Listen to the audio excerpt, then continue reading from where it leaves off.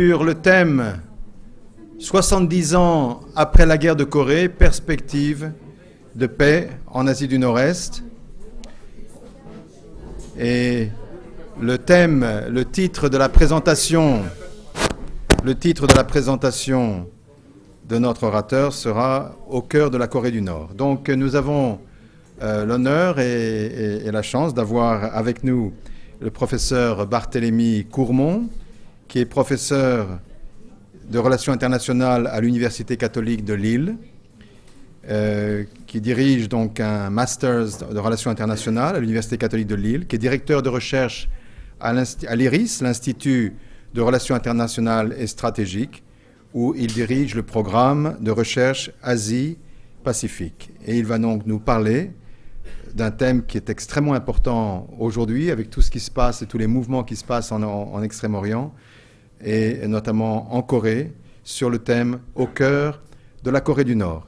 Pendant 40 minutes, nous allons écouter M. Courmont, et après nous aurons 20 minutes de questions et réponses avec lui. Voilà, M. Courmont, à vous.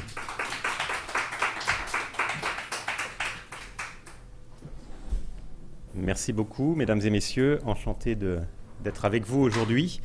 Merci à la FPU pour cette invitation. C'est toujours un plaisir pour moi de venir échanger sur la Corée. C'est un pays que je connais bien. J'y ai vécu et enseigné pendant 3 ans et j'y retourne de manière assez régulière. Merci à Jacques Marion pour les échanges que nous avons eus qui ont été à l'origine de cette intervention. Et puis, je remercie par avance Monsieur Ladouce qui va nous faire une intervention complémentaire, je crois, de la mienne. Nos échanges, là aussi, ont été tout à fait constructifs et m'ont permis de voir tout l'intérêt de nos échanges sur ces questions. Alors, j'ai intitulé mon propos au cœur de la Corée du Nord, comme vous le voyez. Alors peut-être un petit peu pour vous titiller, hein, parce que c'est un pays que l'on connaît mal. Et si je devais faire un sondage parmi vous pour savoir lesquels ont eu la chance de se rendre en Corée du Nord, eh bien je crains que je me retrouve un petit peu seul. C'est malgré tout un pays que l'on peut visiter. Il y a un tourisme en Corée du Nord, c'est un tourisme encadré, c'est un tourisme qui n'est pas tout à fait libre. On ne peut pas faire du backpacking en Corée du Nord, mais malgré tout, il convient de le mentionner, c'est un pays que l'on peut visiter. Oui, pardon, c'est peut-être un petit peu trop bas, excusez-moi. Par ailleurs, et M. Marion le disait très justement tout à l'heure en parlant de Kim Jong-un, on peut évidemment avoir des désaccords profonds, pour le moins avec ce monsieur, avec la nature du régime qu'il incarne, avec le caractère totalitaire de la Corée du Nord, mais cela ne doit évidemment en rien nous empêcher de nous intéresser d'une part à ce pays et de travailler avec la Corée du Nord en tenant compte notamment des besoins immenses qui sont ceux des Coréens, 25 millions d'habitants, je vais y revenir, et des grandes difficultés qui sont à la fois le résultat de ce régime tout à fait particulier, mais aussi d'un contexte à la fois régional et international qui n'est pas franchement à l'avantage de ce régime. Alors, simplement pour cadrer un petit peu mon propos, je vous invite ici à considérer ce contexte actuel. Donc de quoi parle-t-on aujourd'hui quand on fait référence à la Corée du Nord? On va évidemment parler beaucoup de Corée du Sud aussi, puisque l'objectif évidemment de mon propos est de parler de ces efforts ou de ces tentatives de réconciliation entre les deux Corées.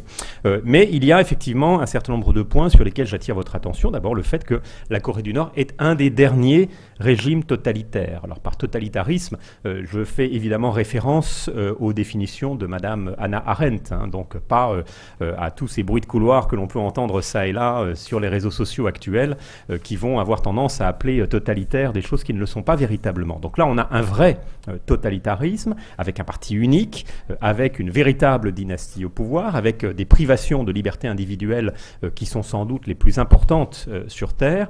Et il y a effectivement très peu d'États totalitaires en 2020. On ne peut que s'en réjouir. On pourrait peut-être mentionner le Turkménistan, on pourrait peut-être mentionner, et je me tourne vers mes amis africanistes, l'Érythrée, qui est souvent également pointé du doigt comme étant un pays aux marges du totalitarisme. La Corée du Nord fait partie de ces pays-là, et c'est évidemment en soi une caractéristique qui doit nous interpeller. Il y a aussi un contexte sécuritaire qui n'est pas véritablement de bon augure, puisque depuis 2006, la Corée du Nord a effectué 6 essais nucléaires réussis, en dépit des interdictions et notamment du droit international, du traité de non-prolifération et des multiples mécanismes qui existent au sein des Nations Unies. Donc c'est un État dit proliférant, c'est-à-dire qu'il s'est doté de l'arme nucléaire sans en avoir le droit, sans en avoir l'autorisation, mais malgré tout, la réalité est que nous sommes aujourd'hui en 2020, la Corée du Nord possède l'arme nucléaire et dès lors, eh bien, bon gré mal gré, nous devons accepter cette réalité et nous devons donc peut-être repenser notre relation avec ce pays. Je vais avoir l'occasion de revenir sur ce point, notamment quand je vais évoquer la relation intercoréenne. Vous avez des sanctions internationales très lourdes qui frappent la Corée du Nord. Alors, ces sanctions se sont mises en place progressivement au cours des années 1990, donc après la chute de l'Union soviétique, qui était le principal soutien financier de la Corée du Nord, mais on pourrait évidemment y ajouter l'isolement dont a fait l'objet ce pays auprès de son voisin sud-coréen, auprès du Japon, et puis auprès des démocraties occidentales qui, dès la guerre de Corée, dont nous commémorons effectivement le 70e anniversaire, ont choisi de ne plus traiter avec la Corée du Nord. Donc 25 ou 30 ans de sanctions internationales très lourdes, notamment au niveau des Nations Unies, auxquelles s'ajoutent des sanctions bilatérales, mais vous avez également derrière une absence de relations très prononcée avec le reste du monde, ou en tout cas le monde occidental, depuis plusieurs décennies. Vous avez cependant, au chapitre des points plus positifs, une amélioration sensible de l'économie en Corée du Nord. Alors attention toutefois aux effets de la Covid-19, qui pourraient être très durs aussi dans cette partie du monde. D'ailleurs, vous avez eu très récemment, c'était il y a une dizaine de jours, une intervention de M. Kim Jong-un, le dirigeant nord-coréen, dans lequel, pour la première fois d'ailleurs, il a versé quelques larmes en s'excusant de ne pas avoir été à la hauteur des attentes de sa population. Donc un discours qui en soi est tout à fait intéressant, puisque pour la première fois, il fait preuve d'une forme de compassion, et puis il y a aussi une volonté de repentance, visiblement, et cette repentance, elle s'articule précisément sur ces questions économiques. Il avait tout simplement promis, en prenant le pouvoir à la suite du décès de son père fin 2011, eh bien, de relancer l'économie nord-coréenne et de s'inspirer du modèle de développement qui est celui de la Chine voisine. Force est de constater que les résultats ne sont peut-être pas à la hauteur de ces espoirs, mais en tout cas cause, on note depuis maintenant quelques années une libéralisation progressive de l'économie nord-coréenne, au point que depuis 2018, le secteur privé représente plus de 50% du PIB nord-coréen. C'est quelque chose qui doit évidemment nous inviter à peut-être repenser aussi le regard que nous pouvons avoir sur ce pays et le côté un petit peu ancien, voire dépassé, qu'il a tendance à incarner. Enfin, vous avez depuis 2018, je vais y revenir en détail, un dialogue intercoréen qui a été renouvelé. Ce n'est pas la première fois que les deux Corées se parlent, ce n'est pas la première fois que les deux Corées essayent de mettre en place des synergies permettant soit une réunification ou une unification, on y reviendra, soit un dialogue qui s'appuie sur une sécurisation, une pacification de la péninsule, mais on voit véritablement un nouvel élan qui a été impulsé en particulier par le président sud-coréen, M. Moon Jae-in, qui est arrivé au pouvoir en mai 2017, et qui très rapidement a tendu la main à Pyongyang pour essayer de repartir sur des bases plus sereines. Donc nous sommes dans un environnement qui est plutôt positif de ce point de vue, même si bien sûr il se heurte à de très grandes difficultés et à des situations qui ne sont pas uniquement dépendantes des deux Corées. Et puis enfin, vous avez ces trois rencontres entre Kim Jong-un et Donald Trump. C'est un événement historique, puisque c'est la première fois qu'un président américain en exercice rencontre un dirigeant nord-coréen. Il y avait eu plusieurs visites de Jimmy Carter dans les années 1990 en Corée du Nord, mais il n'était plus président des États-Unis. Donc Donald Trump est parvenu, et c'est évidemment un des succès de sa diplomatie, à dépasser un petit peu les clivages traditionnels. D'abord avec cette rencontre à Singapour, qui avait été un moment important dès 2018, suivi d'une autre rencontre à Hanoï, et puis une troisième, à la fois plus surprenante parce qu'elle n'était pas prévue, mais sans doute beaucoup plus symbolique que les deux précédentes. Lors d'une visite en Corée du Sud, Donald Trump a souhaité rencontrer Kim Jong-un, et ils se sont rencontrés le long de cette fameuse zone démilitarisée, cette frontière séparant le nord du sud, et pour la première fois, un président américain en exercice a posé le pied en Corée du Nord. Donc, voilà, on en est là aussi, évidemment, au stade d'un chantier, puisque tout cela n'a pas donné de suite conséquente en termes de reprise d'un dialogue sur le fond, mais malgré tout, on a réussi à franchir un pas, on a réussi à briser un certain nombre de tabous, et on est en droit, d'une certaine manière, d'espérer qu'on aille progressivement vers une amélioration de cette relation, ou en tout cas une normalisation. Alors, on va ici aborder 3 niveaux d'analyse.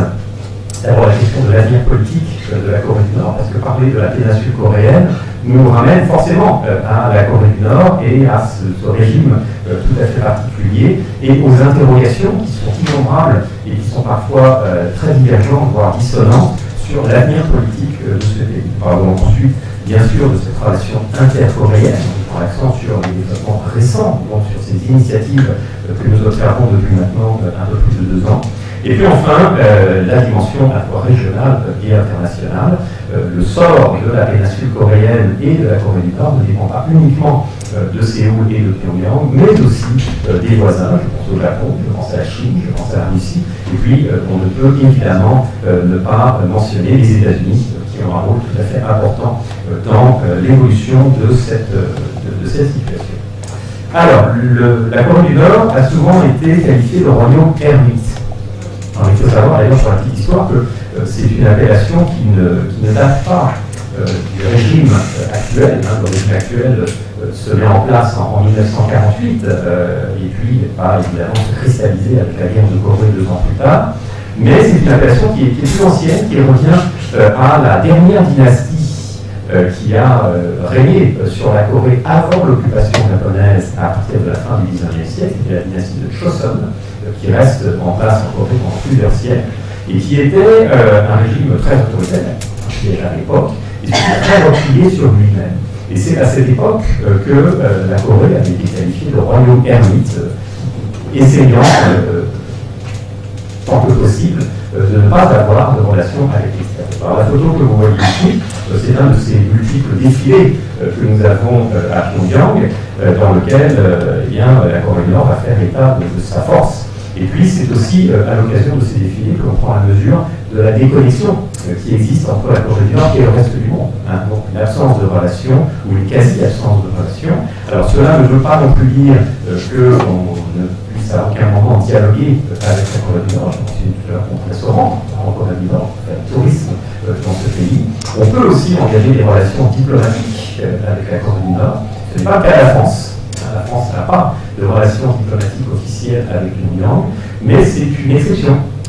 Au sein de l'Union européenne, par exemple, il n'y a que 2 États membres qui n'ont pas de relations officielles avec la Corée du Nord, c'est la France et l'Estonie. Tous les autres pays européens, nos voisins allemands, britanniques, belges, suédois, etc., tout le monde a une ambassade à Pyongyang et une ambassade nord-coréenne dans leur pays respectif. Donc il y a des moyens de dialoguer. Les États-Unis n'ont pas de relations diplomatiques non plus avec la Corée du Nord, et vous avez compris que c'est encore une exception, puisque multiples pays entretiennent des relations avec ce pays. Ce que vous voyez ici, c'est le drapeau de la Corée du Nord. Alors j'ai parlé tout à l'heure de Choson, de cette vieille dynastie. C'est le nom aussi que la Corée du Nord se donne. C'est le nom coréen de la Corée du Nord. Évidemment, on ne parle pas de Corée du Nord quand on est en Corée du Nord, on ne parle pas non plus de Corée du Sud quand on est en Corée du Sud. Pour ceux qui sont familiers avec la Corée du Sud, les Coréens appellent leur pays Hanbuk, qui veut dire le pays des Han, qui est tout simplement le groupe ethnique qui compose cette péninsule. En Corée du Nord, on n'appelle pas la Corée Hanbuk, on l'appelle Choson, en référence bien évidemment à cette dynastie. Et donc on établit une forme de filiation avec cette dynastie, dont le centre de gravité était dans la région de Pyongyang, et donc était au nord de la péninsule. Et c'est un détail qui est, je pense, très important, puisque quand on va voir que dans le dialogue intercoréen, eh bien, il convient de mentionner le fait qu'on ne parle plus tout à fait de la même chose quand on parle de Corée. On ne parle pas comme dans le cas de l'Allemagne, de 2 entités qui ont été séparées, malgré elles, et qui avaient dès le départ vocation à se retrouver. Donc là, on a créé des environnements à la fois politiques mais aussi à terme sociétaux, qui vont rendre très difficile une intégration et plus difficile encore les perspectives d'une unification. Ce sont des points qui sont importants à rappeler. Alors, vous avez ici une petite mention, un petit organigramme sur cette fameuse dynastie des Kim, puisque l'une des caractéristiques de la Corée du Nord, c'est d'avoir une troisième génération successive de dirigeants, ce qui est une nouveauté dans un régime qui se revendique du communisme, donc c'est quelque chose en soi de singulier. Alors vous avez bien sûr, vous avez ce personnage très important, Kim Il-sung. Alors pour la petite histoire, sachez que nous sommes en 2020, Kim Il-sung est décédé en 1994, donc il y a 26 ans maintenant, mais il est, au jour où nous parlons, président de la Corée du Nord. Il est le président de la République démocratique de Corée, c'est le nom inscrit aux Nations Unies de ce pays. Il a le titre de président pour l'éternité, qui lui a été décerné par son fils. Si vous voulez briller en société, poser la question à vos amis, dites est-ce que vous êtes capable de dire qui est le président de la Corée du Nord? Ils vont tous vous répondre Kim Jong-un. Non, c'est le grand-père, c'est Kim Il-sung. Donc il va régner longtemps sur ce pays. C'est un résistant communiste de la première heure pendant la Seconde Guerre mondiale, contre l'occupation japonaise. Il va être soutenu par l'Union soviétique pendant la guerre. Il va même d'ailleurs trouver refuge en Union soviétique, dans cet extrême-orient russe, en Sibérie, où il va passer plusieurs années. Et il va être l'un des artisans du mouvement qui va se mettre en place avec l'Armée rouge en août 1945. Il y a plus de chance. Je ne sais pas si on a parlé. Le micro est un peu plus en si vous voulez. Merci. Alors. Le micro? J'ai pas pourquoi vous changez de micro là, pardon? Ça marche plus. Ça marche, je crois. Est-ce que vous m'entendez bien? Oui, non, il y a eu une petite baisse de crête là. Désolé. Non. Alors, je disais donc qu'il va, en marge de l'occupation soviétique qui se met en place à partir d'août 1945, être désigné tout simplement par Moscou comme l'un des espoirs sur lesquels fonder un nouveau régime, et il va réussir donc à s'imposer comme le père de cette nation coréenne. Il va être le troisième président, et il va le rester, vous l'avez compris, pour l'éternité. Donc son règne s'étale entre 1948 et 1945, puisque de fait, il prend les commandes à ce moment-là jusqu'à sa mort en 1934. Alors Kim Il-sung est un personnage qui avait cultivé pendant tout son règne une certaine image de lui-même, une image assez glorieuse, en faisant notamment un usage répété d'une propagande de type stalinien. Vous avez ces grands fresques qui le représentent, qui sont assez spectaculaires, j'aurais pu vous en montrer quelques-unes, dans lesquelles on le voit généralement à la fois monumental et très souriant, et avec une espèce d'air débonnaire. Puis on tend la main aux paysans, on tend la main aux ouvriers. Enfin bref, on a des représentations qui ressemblent beaucoup à celles de Staline à la même époque. Il a aussi, il est parvenu à imposer l'idée selon laquelle sa lignée était glorieuse. Et vous avez ici quelques mentions. Alors, vous voyez, vous avez son épouse, mais j'aurais pu ajouter ses parents, qui font partie de cette propagande coréenne. On va leur donner des titres, on va leur donner des fonctions qui n'ont pas nécessairement plus, et donc on va finalement légitimer tout simplement le pouvoir des Kim et la dynastie qui va se mettre en place. Donc ce n'est pas simplement un dirigeant communiste comme les autres, j'ai envie de dire, c'est un personnage qui va incarner une certaine idée de la Corée du Nord qui se met en place à partir de la fin des années 1940. Alors, il bénéficie, Kim Il-sung, d'un très fort soutien de l'Union soviétique et des pays du bloc de l'Est, notamment après la guerre de Corée, cette guerre qui, on va le voir, laisse totalement exsangue l'ensemble de la péninsule, donc cette guerre qui a été d'une violence inouïe, le troisième conflit le plus meurtrier de l'histoire de l'humanité, on vient de le rappeler après la guerre mondiale, et Kim Il-sung va pouvoir très rapidement rebâtir son pays suite à ce conflit, grâce aux subsides de Moscou, grâce aux ingénieurs allemands, tchèques, polonais, etc. Dès le milieu des années 1950, l'économie nord-coréenne repart à la hausse, alors que dans le même temps, l'économie sud-coréenne est confrontée à des difficultés chroniques extrêmement profondes. D'ailleurs, on compare souvent la trajectoire de la Corée du Sud dans les années 50-60 à celle des pays du Sahel dont nous avons parlé tout à l'heure. Donc les difficultés que vous avez mentionnées, on les retrouve aussi en Corée, et la Corée, le fait qu'on peut apporter son savoir-faire, puisqu'on voit quel a été le chemin parcouru. Mais dans le cas de la Corée du Nord, ce qui est tout à fait intéressant, c'est qu'on va se relever plus vite. Et d'ailleurs, il faudra attendre 1975, donc plus de 20 ans après la fin de la guerre de Corée, pour que, pour la première fois, le PIB de la Corée du Sud dépasse celui de la Corée du Nord.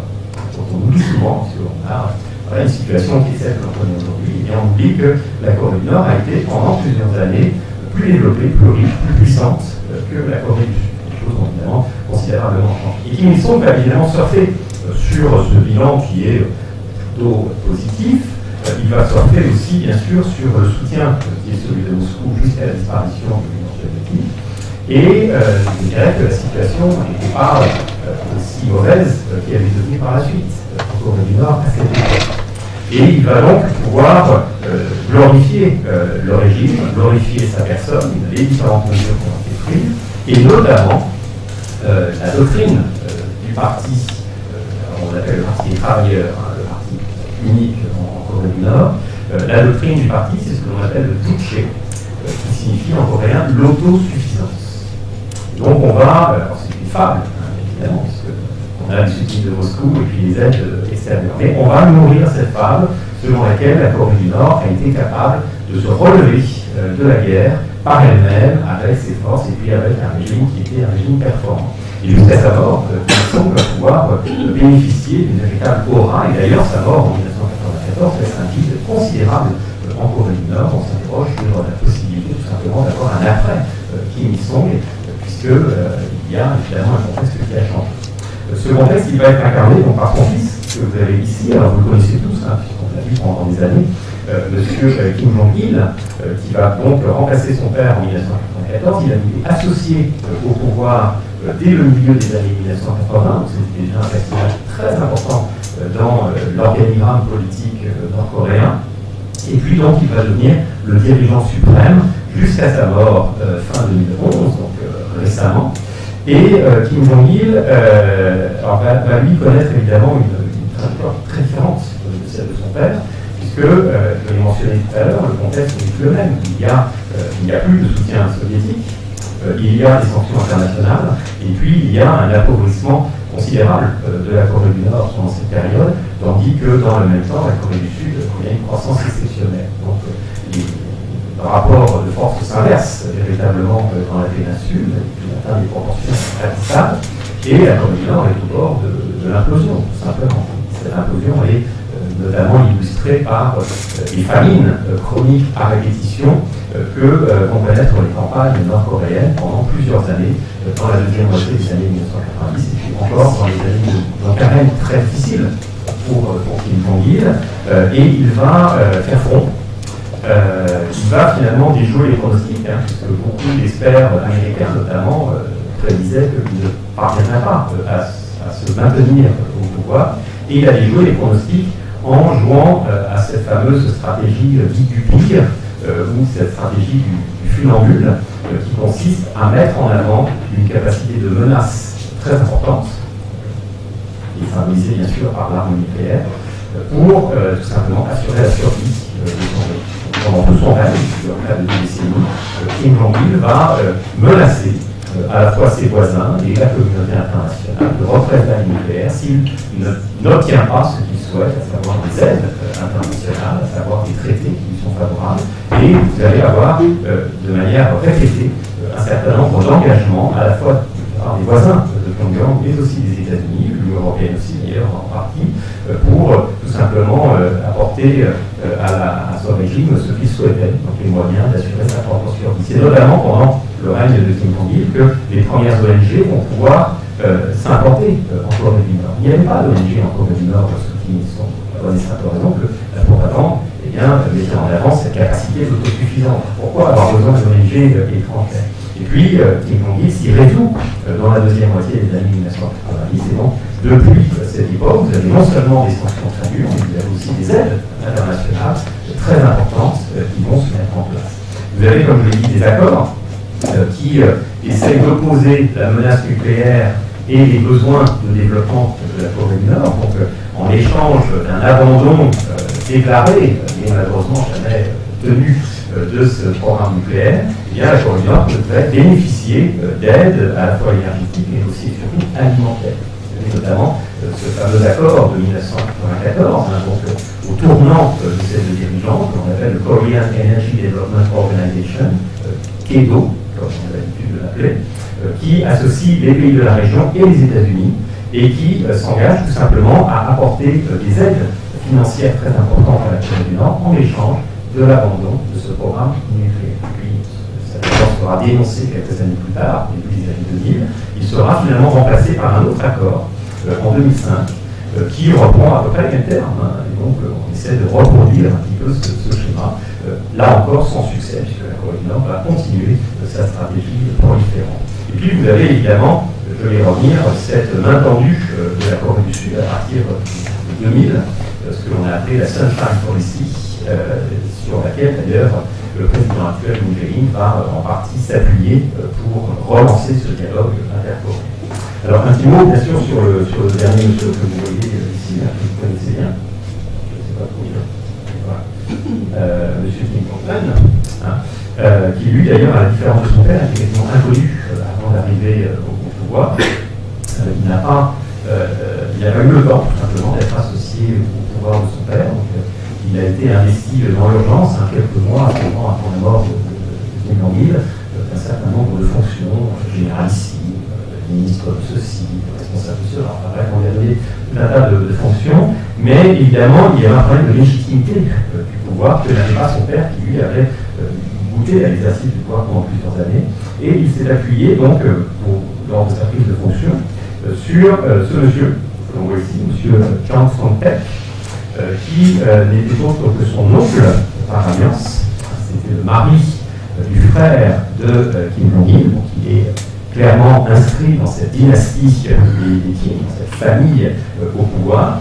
Monsieur Chang Song-taek avait déjà été un haut responsable du pouvoir nord-coréen sous le règne de Kim Jong-il, et puis il était rentré en disgrâce. Il a même été, semble-t-il, parce que les informations sont parfois à prendre avec précaution en Corée du Nord, placé en camp de travail pendant plusieurs années.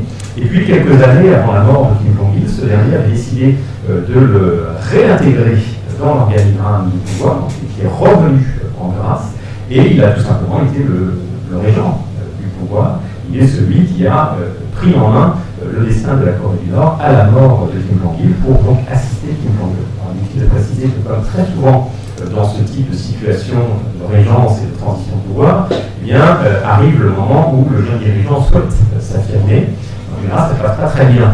Et là, ça s'est passé très mal, en l'occurrence, puisque Chang Song-taek a été arrêté de manière sommaire, lors d'un de ces grands congrès que l'on voit parfois en Corée du Nord. Il a été arrêté par deux policiers qui sont venus, enfin deux soldats, mais qui sont venus et ont fait sortir de la pièce.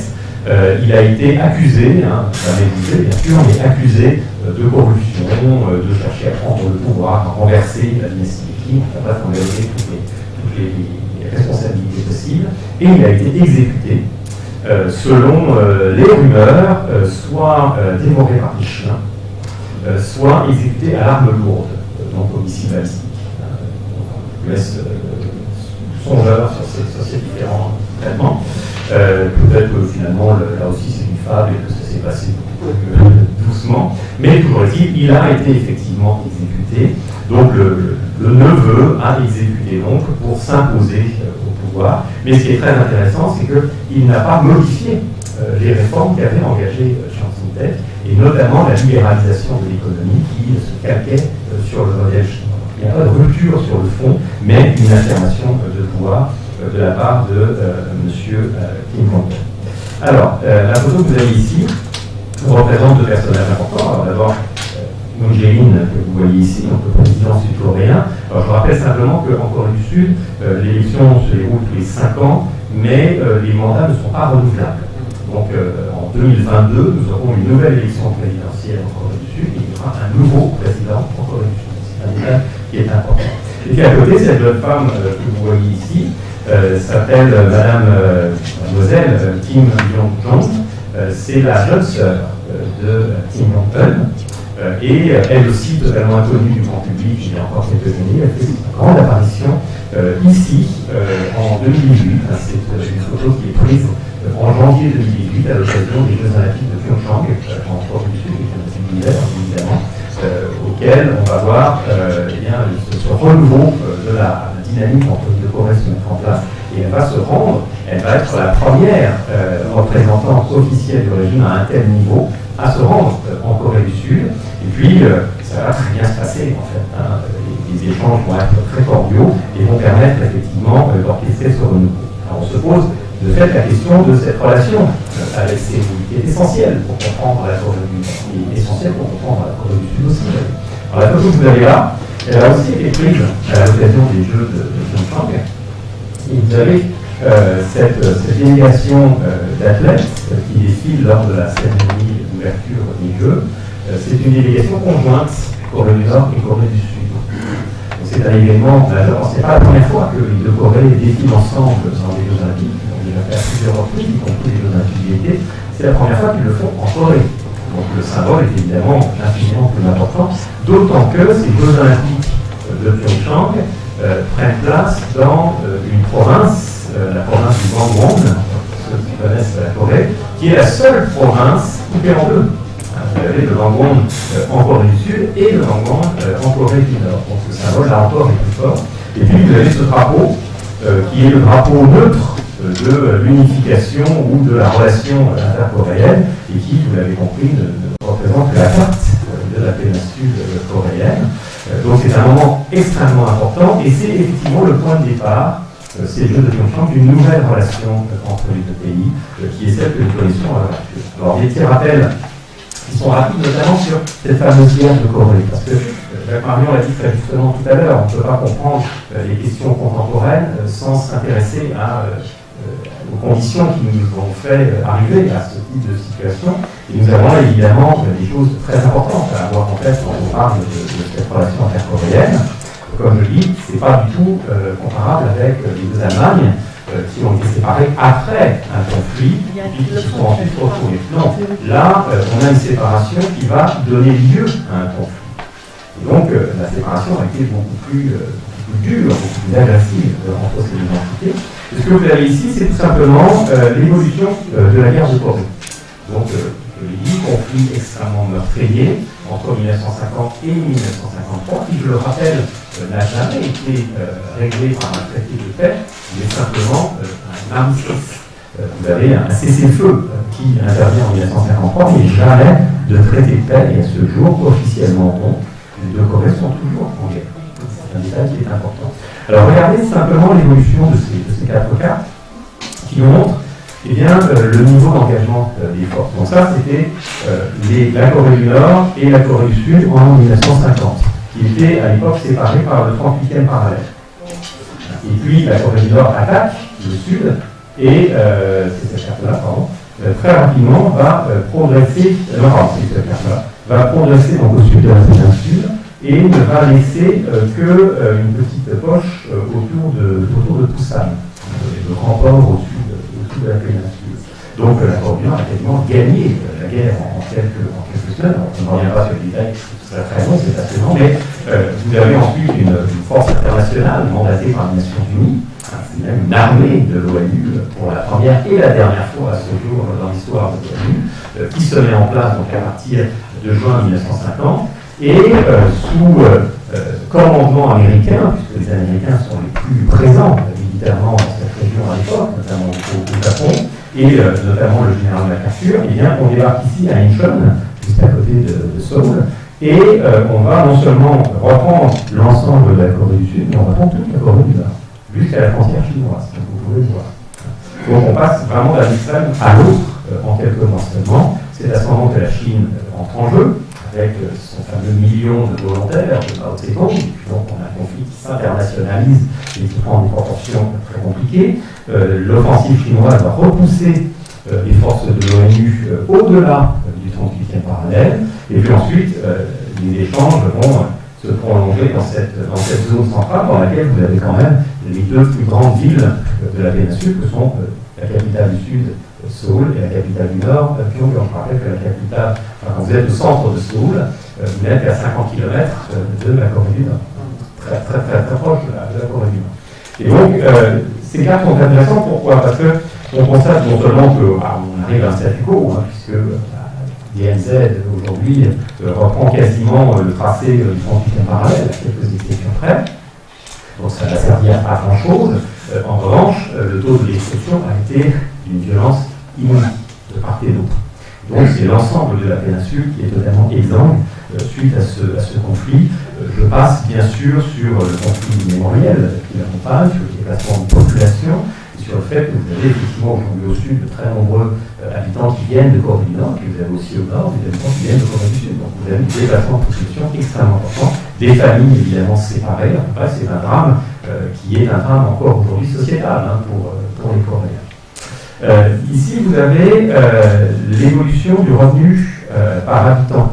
Je vous ai parlé tout à l'heure du PIB, mais je trouve que cette figure est intéressante parce qu'elle est encore plus significative de la manière avec laquelle les Coréens vivent véritablement. Alors en bleu, c'est la Corée du Nord.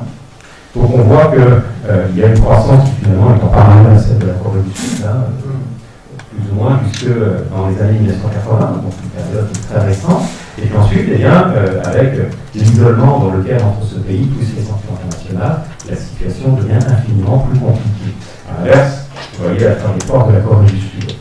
Donc, simplement pour vous rappeler qu'on part d'une situation qui était quasi symétrique entre ces deux pays, donc deux pays en proie à de très grandes difficultés, et puis on arrive à un écart qui est absolument abyssal et qui est par exemple infiniment plus important que l'opposition entre les deux Allemagnes pendant 40 ans. Vous avez ici un certain nombre d'indications qui vous montrent justement ce rapport de force. Alors, retenez surtout deux choses très importantes. D'abord, le PIB par habitant. Vous trouvez la Corée du Sud. Ce sont d'ailleurs des chiffres, j'ai malheureusement pas trouvé d'infographie aussi belle que celle-ci, mais plus récente. Celle-ci doit dater de 3-4 ans, mais on est à peu près dans les mêmes ordres de grandeur. Donc un PIB par habitant, comme vous voyez, conséquent en Corée du Sud. Et puis quand vous comparez avec la Corée du Nord, eh bien, on voit l'écart absolument abyssal entre les deux pays. Mais regardez cet autre chiffre qui est tout à fait intéressant, c'est celui de la population. Vous avez actuellement en Corée du Nord environ 25 millions d'habitants contre 50 millions d'habitants en Corée du Sud. Ce qui veut dire qu'il n'y a que 2 Sud-Coréens pour 1 Nord-Coréen. Et c'est pas beaucoup. Dans le cas d'une réunification, c'est même très peu quand on mesure notamment ces écarts de richesse. Ça veut dire tout simplement que 2 contribuables sud-coréens devraient prendre en main un Nord-Coréen. Donc l'ardoise va être très lourde pour les Sud-Coréens dans le cas d'une réunification. Et si on revient à ce qu'on voyait précédemment, et on se rend compte que depuis le milieu des années 1980, eh bien, le coût de la réunification pour les contribuables sud-coréens est de plus en plus important. Et ça va avoir pour effet de désintéresser progressivement les jeunes générations, surtout en Corée du Sud, d'une réunification qui d'abord ne répond plus tout à fait à leur préoccupation, puisque ça fait en plus 70 ans que les entités sont séparées, donc ça fait près de 3 générations, mais aussi et surtout c'est infiniment trop coûteux. Donc c'est quelque chose qu'ils ne veulent pas, qu'ils ne peuvent pas supporter.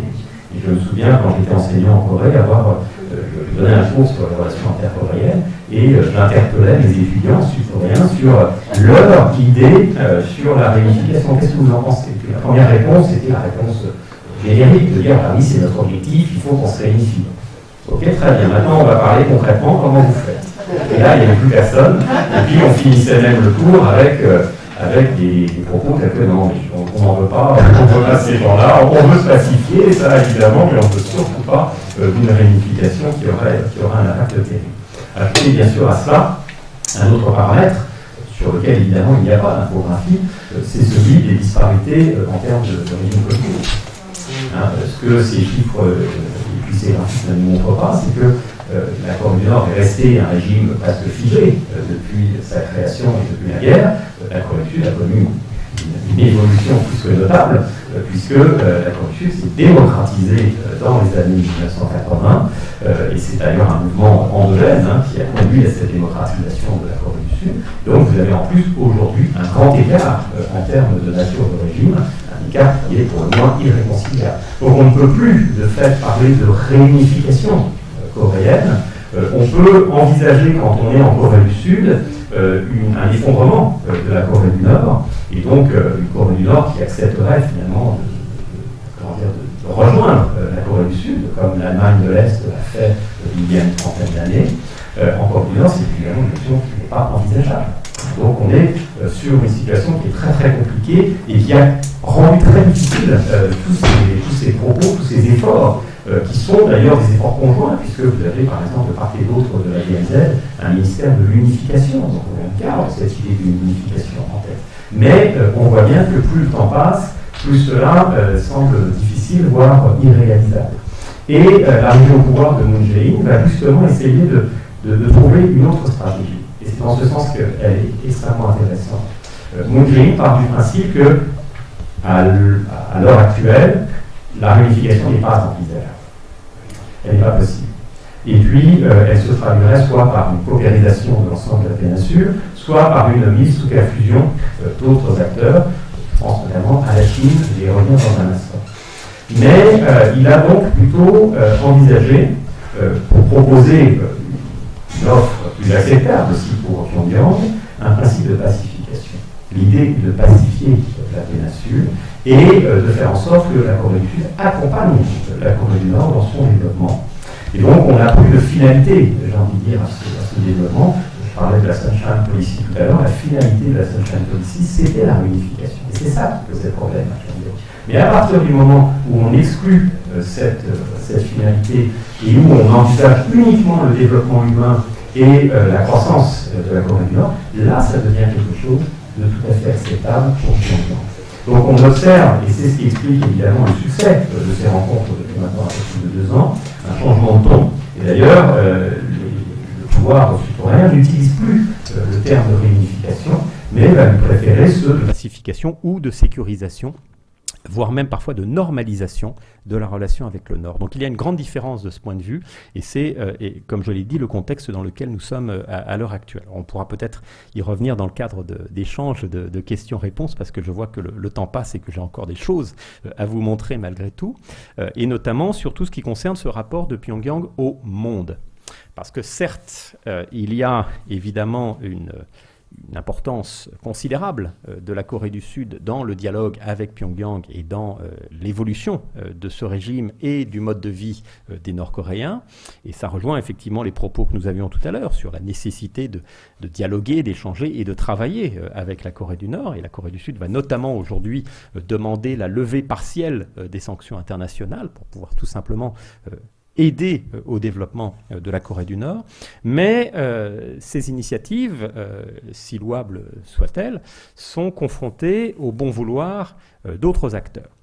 Et il y a donc à la fois une relation intercoréenne et puis la relation que ces deux pays entretiennent avec le reste.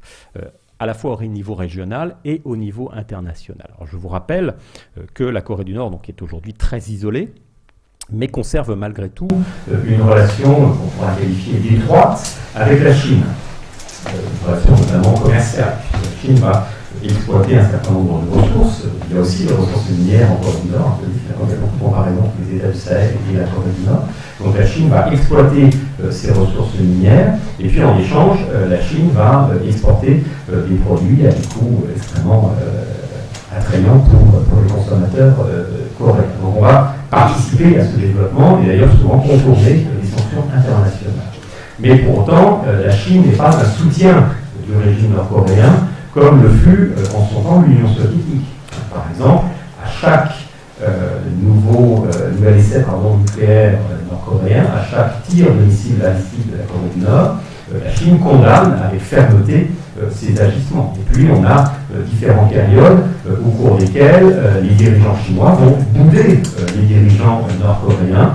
Kim Jong-un, par exemple, ne va pas rencontrer ni Hu Jintao, qui est le président chinois quand il arrive au pouvoir, ni Xi Jinping avant 2018, et donc avant la nouvelle séquence dans laquelle nous entrons à partir de ce moment-là. Donc attention, il n'y a pas de relation très proche entre les deux pays, mais malgré tout, la Chine est le seul pays qui entretient une relation avec la Corée du Nord. Et puis côté du Sud, je rappelle que la Corée du Sud est depuis la guerre de Corée très fortement engagé dans un partenariat stratégique avec les États-Unis, avec une présence militaire très importante, qui est à hauteur de 23 000 hommes, 23 000 soldats américains en permanence stationnés en Corée du Sud, auxquels s'ajoutent évidemment les forces américaines au Japon voisin, et puis dans l'île de Guam, territoire américain qui n'est pas très distant. Donc une très forte présence militaire américaine, un parapluie nucléaire américain aussi qui est mis à disposition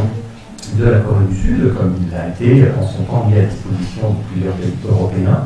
Et donc la Corée du Sud bénéficie de ce soutien stratégique dont l'objectif est évidemment de la protéger d'une éventuelle nouvelle agression de la Corée du Nord et donc d'une guerre de Corée 2.0.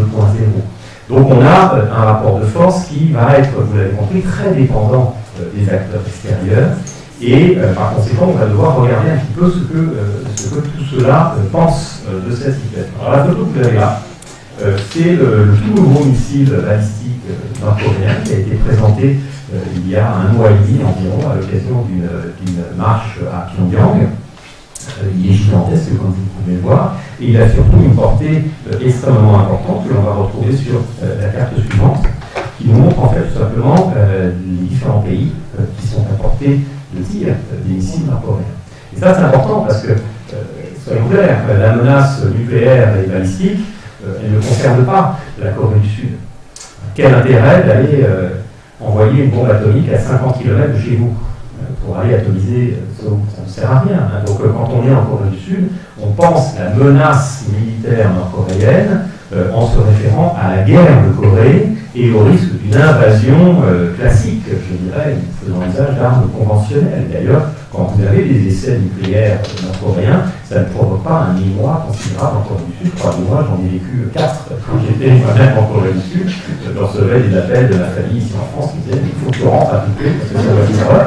Mais non, ici on s'en fiche un peu, ça ne change rien finalement à la menace, parce que évidemment on ne peut pas envisager d'envoyer des armes nucléaires aussi proches de son territoire. Je vous rappelle quand même, si on reprenait la carte de la Corée, que l'agglomération de Séoul, donc la capitale, c'est très proche géographiquement de la Corée du Nord, vous l'avez compris, mais c'est aussi à la fois le pôle du pouvoir politique, de la puissance économique et de la population sud-coréenne, puisque vous avez la moitié de la population de la Corée du Sud qui vit dans la région de Séoul, donc qui vit vraiment à proximité de la Corée du Nord. Donc évidemment, on prend cette menace très au sérieux, mais pas pour les mêmes raisons que le reste du monde. En revanche, vous voyez effectivement sur cette carte, il y a de très nombreux pays qui se sentent directement concernés par ces missiles balistiques et les éventuelles ogives nucléaires qui peuvent les équiper. Alors ça va jusqu'aux États-Unis, comme vous voyez ici, avec notamment l'Alaska, bien sûr Guam et puis Hawaï. Ça va aussi évidemment et surtout concerner les acteurs de la région, au premier rang desquels, alors vous avez ici la Russie, la Chine, l'Inde, mais c'est surtout le Japon qui va nous intéresser, puisque l'intégralité des tirs de missiles balistiques de Corée du Nord, pour des raisons assez évidentes que je vais vous expliquer, survolent le Japon. Ils vont s'abîmer dans l'océan Pacifique. Donc en fait, à chaque fois, on montre qu'on est capable de frapper n'importe quelle cible au Japon. Alors pourquoi c'est évident de le faire dans cette direction? Il y a tout simplement parce que c'est la seule ouverture vers la mer. Si vous tirez des missiles balistiques de l'autre côté, ils vont les s'écraser en territoire chinois ou en territoire russe, et là c'est une agression. Donc la Corée du Nord n'a pas d'autre choix que de tirer vers l'est en direction donc, du Japon, en survolant l'archipel japonais. De préciser que là, on prend très au sérieux cette menace balistique, et donc on s'inquiète évidemment de cette prolifération, puisque tout ça est illicite, et on s'inquiète donc de la possibilité que, afin d'obtenir gain de cause, et donc ce qu'elle souhaite, son intégration sur la scène internationale, les richesses, etc., et la Corée du Nord puisse se lancer dans ce type d'initiative. L'autre question qui va aussi, et surtout, interroger les Japonais, c'est ce que vous voyez ici. Alors, désolé pour ceux qui ne lisent pas le japonais, c'est pas grave. Vous voyez toutes ces séries de photos, ce sont des personnages que vous ne connaissez pas, mais tous les Japonais les connaissent. Ce sont les fameux kidnappés par la Corée du Nord. Depuis les années 1960 et jusqu'à la fin des années 1970, début des années 80, la Corée du Nord a fait des opérations de type commando, un peu la James Bond, avec des sous-marins poches, enfin des choses un peu ubuesques, et on allait jusqu'aux côtes japonaises et on kidnappait des Japonais que l'on ramenait ensuite en Corée du Nord. Alors pourquoi est-ce qu'on kidnappait des Japonais? Pour des raisons assez multiples et parfois presque au limite de la fantaisie. On avait besoin, par exemple, de professeurs de japonais. Donc on avait kidnappé des Japonais pour enseigner le japonais aux élites des pouvoirs nord-coréens. Et puis de manière plus comique encore, on avait besoin pour les productions cinématographiques qui étaient d'ailleurs réalisées par Kim Jong-il. Kim Jong-il était un cinéphile averti, il a produit des centaines de films nord-coréens. On avait besoin d'acteurs qui jouaient les rôles des méchants, donc les Japonais. Parce que tous les films mettent en scène soit l'occupation japonaise, soit la guerre de résistance, etc. Et donc on avait kidnappé des Japonais qui se retrouvaient ensuite acteurs dans des films nord-coréens. Et c'est d'ailleurs comme cela que l'on a découvert le poteau rose côté japonais, que quelques années on s'est dit, un film là, on a vu les images, et c'est pas un tel sur la photo. C'est comme ça que la question est venue à l'oreille des décideurs politiques. Et effectivement, depuis ces négociations que la Corée du Sud engage avec la Corée du Nord, donc depuis le début des années 2000 et encore aujourd'hui, de manière d'ailleurs très insistante aujourd'hui, le Japon met en avant la question du kidnapping. Donc on accepte de normaliser les relations avec la Corée du Nord qu'à la condition que le sort des kidnappés soit clair. Donc ceux qui sont encore vivants doivent être rapatriés au Japon, ceux qui sont décédés doivent tout simplement avoir leur dépouille rapatriée en sol japonais. Et c'est une question qui est très très difficile et vous l'avez compris très sensible, puisque là on n'est pas simplement dans du politique, on est dans du sociétal, ça concerne l'ensemble des Japonais et ça va évidemment les interpeller. Alors je vous montre pour conclure ces quatre photos qui reviennent donc sur ce contexte actuel et qui ont fait de Kim Jong-il cette espèce d'homme de l'année 2018 et 2019, pas 2020, parce que le contexte est un petit peu changeant, on le sait, mais on le voit ici en compagnie de personnages importants, donc avec Moon Jae-in. Alors les rencontres avec Moon Jae-in ont été extrêmement importantes. Vous en avez vu d'abord plusieurs. Elles ont été accompagnées d'un nombre très important d'investisseurs sud-coréens. Donc on parle concrètement de ce que l'on peut faire en termes de construction d'un espace sécurisé et qui va créer une ère de prospérité. Donc c'est pas simplement des rencontres diplomatiques. Et puis vous avez eu, et d'ailleurs cette photo avait été prise dans ce cadre, une visite de Moon Jae-in en Corée du Nord, avec une tournée en Corée du Nord. Donc il est resté plusieurs jours en Corée du Nord. Et cette visite d'ailleurs avait mis en avant la complicité presque entre les deux individus. Mais encore une fois, ne vous arrêtez pas simplement à ces symboles, parce que contrairement aux rencontres avec M. Trump qui malheureusement se sont limitées à des actes symboliques, là on a vraiment travaillé sur le fond, on a multiplié les échanges qui existaient par le passé, donc on a exhumé pour certains, mais on a surtout cherché à essayer de voir quelles étaient les bonnes stratégies de développement. D'ailleurs assez souvent en coopération avec la Chine. Mais côté sud-coréen, on ne se contente pas finalement de sourire, de main tendue et puis de quelques visites. On veut vraiment agir de manière beaucoup plus concrète. Et donc il y a un véritable tournant qui sera en place, on avait compris à partir de 2018. Alors on le voit ici en compagnie de Xi Jinping. Comme je l'ai précisé, à son arrivée au pouvoir, Kim Jong-un va être boudé par les dirigeants chinois. Et il faudra donc attendre les premiers signes de détente avec Séoul pour que Xi Jinping invite Kim Jong-un à venir le rencontrer à Pékin. Il s'est rendu de manière officielle, en tout cas, 3 fois à Pékin depuis 2 ans. Donc il y a eu des visites répétées entre les deux hommes. Et donc on sent que la Chine, évidemment, essaie de pousser à ces réformes engagées par la Corée du Sud. La Chine va se montrer très présente dans ces différents projets d'investissement aux côtés de la Corée du Sud. Et donc on a une relation triangulaire qui se met progressivement en place, qui peut potentiellement modifier de manière considérable et durable les équilibres dans la région. Et puis on le voit ici avec Vladimir Poutine, qui n'est pas en reste. Alors je vous rassure qu'il n'a pas encore été invité ici en France ou en Europe. Emmanuel Macron ne s'est pas encore rendu là-bas non plus, ça viendra peut-être.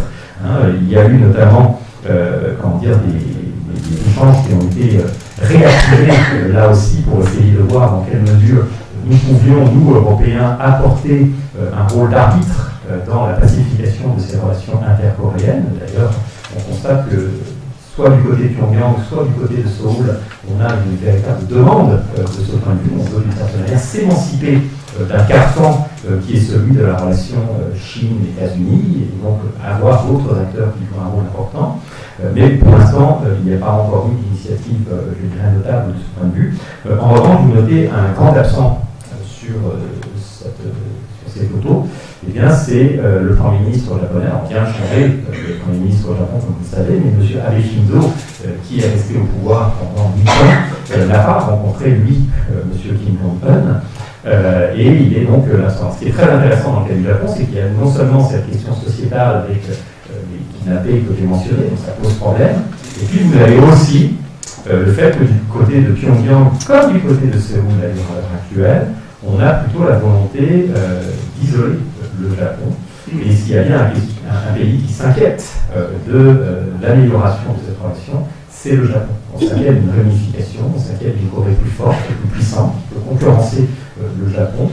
On s'inquiète de cette relation triangulaire avec la Chine qui se fait à son dépens et qui isolerait par conséquent le Japon. Et donc il faut aussi comprendre les limites de ce dialogue en tenant compte des positions qui sont celles du Japon et du rôle, entre guillemets, perturbateur que le Japon pourrait avoir dans les prochaines semaines. Alors, j'arrête ici. Au revoir.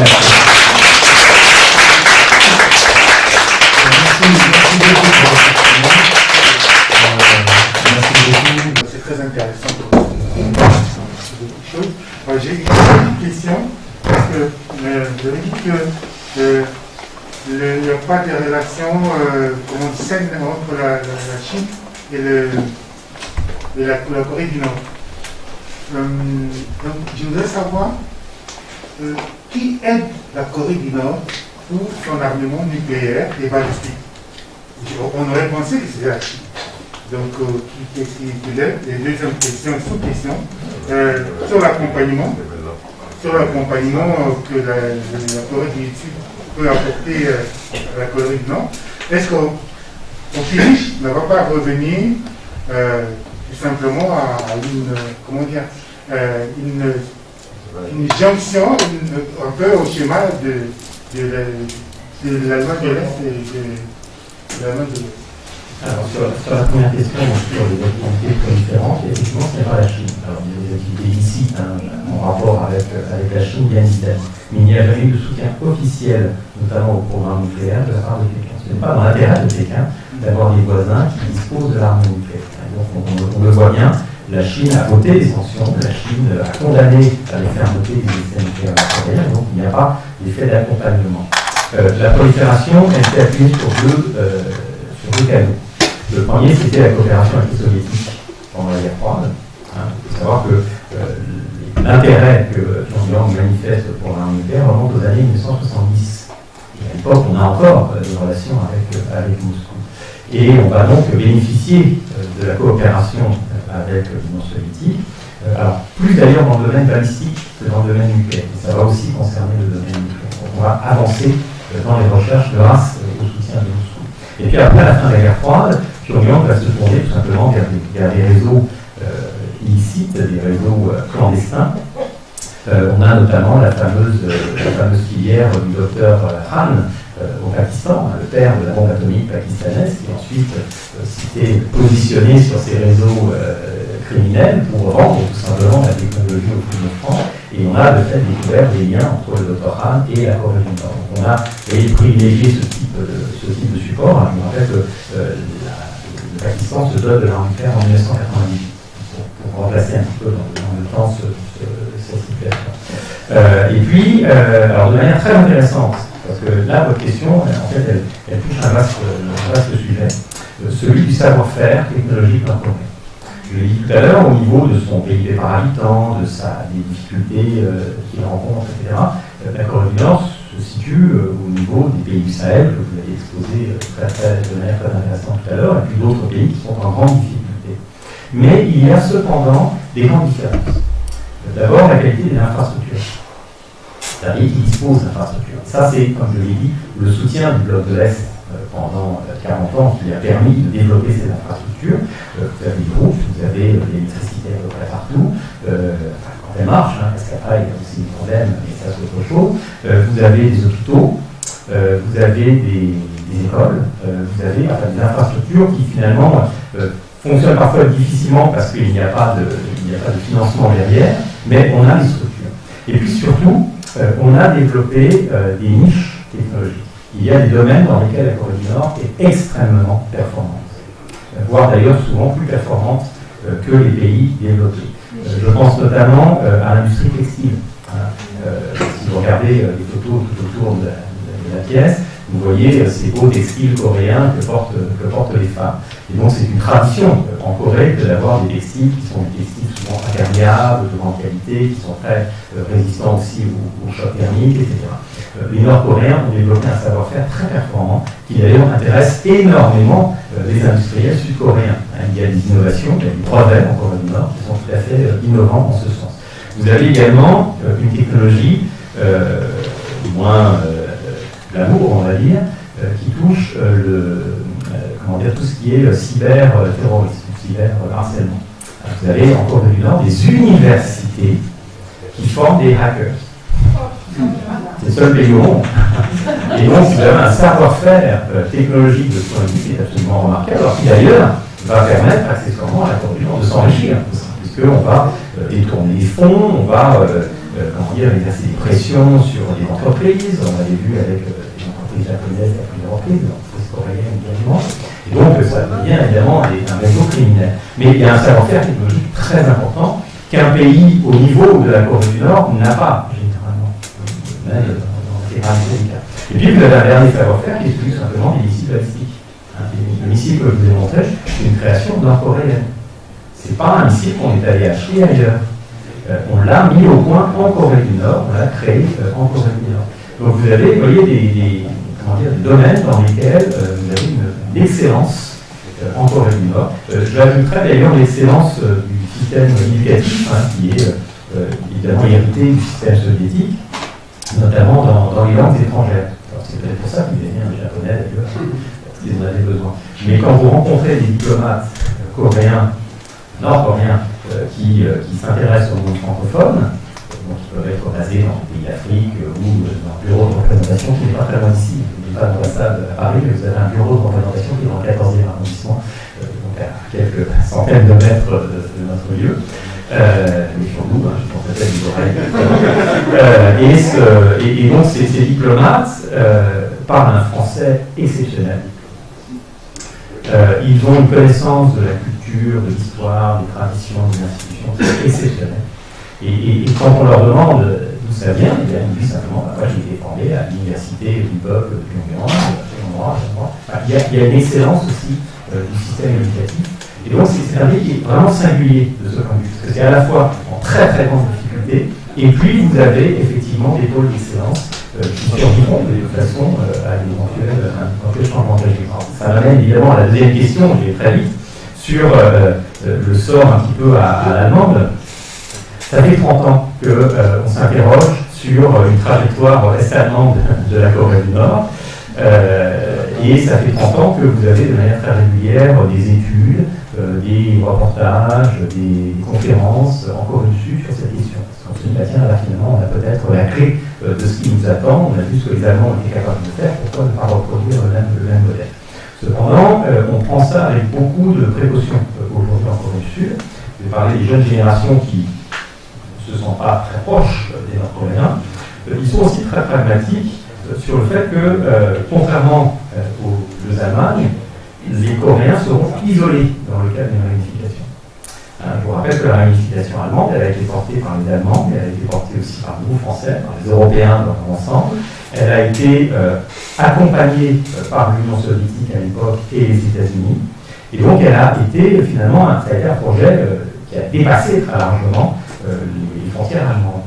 Là, il y a un seul pays qui va venir au chevet économiquement de cette réunification, vous l'avez compris, plus que coûteuse, parce qu'on part de très très loin, c'est la Chine. Et on ne voit pas nécessairement de manière négative la Chine en Corée du Sud aujourd'hui. Les relations sont bonnes, les relations sont même excellentes, mais on ne veut pas non plus être dépendant de la Chine. On ne peut pas entrer dans cette vassalité, dans cette néo-vassalité. Et donc on s'inquiète de ça. Ce n'est pas les Japonais qui vont aider parce qu'ils ne veulent pas cette réunification. Les Américains n'ont pas les moyens, parce que c'est très coûteux, et puis ça ne les concerne pas directement. Et il n'y a pas d'autres acteurs dans la rue. C'est pas la Russie qui a les moyens non plus d'apporter une contribution. Il n'y a que la Chine qui peut se le permettre. Et donc, vous voyez, là aussi, on s'inquiète de ce scénario à l'allemande, parce qu'on sait que inexorablement, ça conduira à une dépendance à l'égard de la Chine et donc à la formation d'un hégémon. Merci.